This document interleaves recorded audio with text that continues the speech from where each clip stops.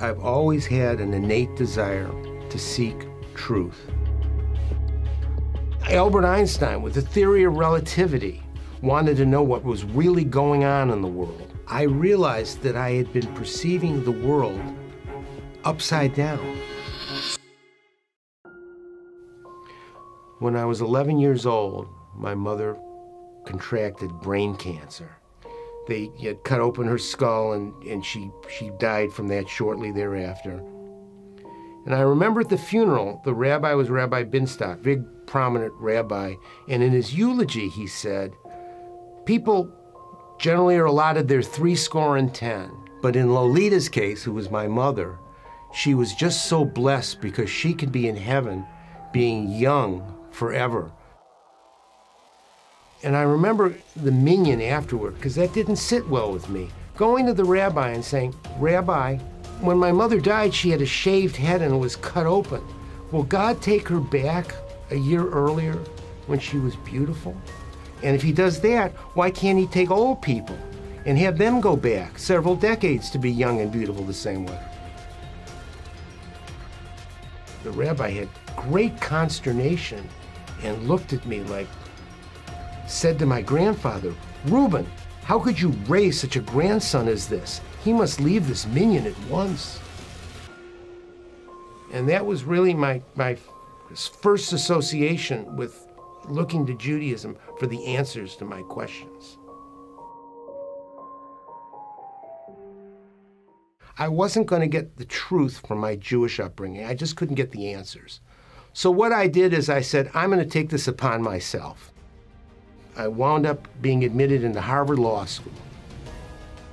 And I remember the first day I went there, going under the portals of the Harvard Yard with the emblem and the motto above and the wrought iron that said Veritas, and the meaning Latin for truth. And I thought this was going to be the real place where I was going to finally accomplish my quest for truth.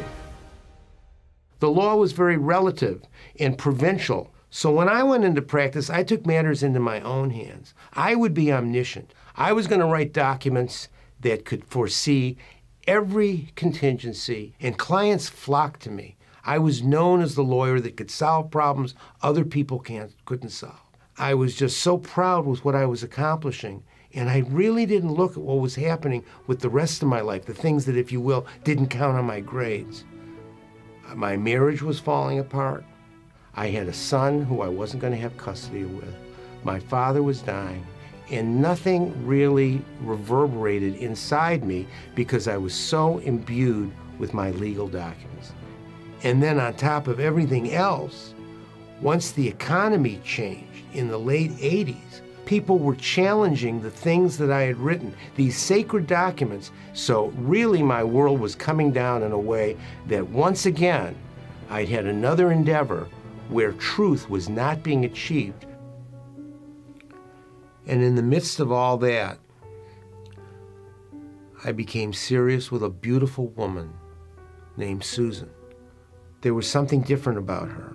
She had a tremendous caring and kindness to me and my son in a way that was soothing and was an unguent to how frayed I was feeling at that time.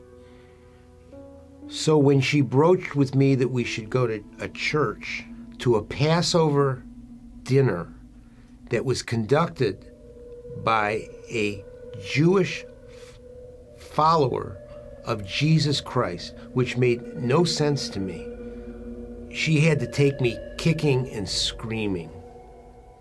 But when I went, he spoke about the connection between the bondage of the slaves in Egypt, and Jesus is talking about the bondage and the slavery imposed by sin. I felt like Helen Keller at the well when she felt like the water and started saying the words in her hands. Every page of that Bible talks to you about the limits of the law, and that the documents, if your heart is not in it, aren't worth the paper that they're written on. To think that something such as himself, perfect, would die so that I could get the rewards as if I had met the law when I hadn't, was something that was incredibly meaningful for me.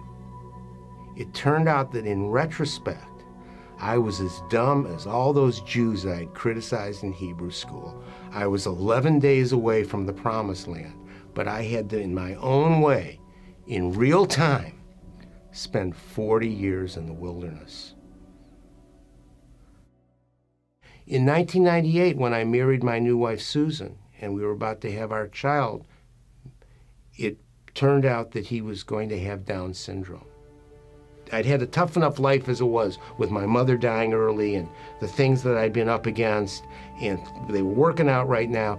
I didn't need that kind of service the rest of my life, and I just didn't want to have it.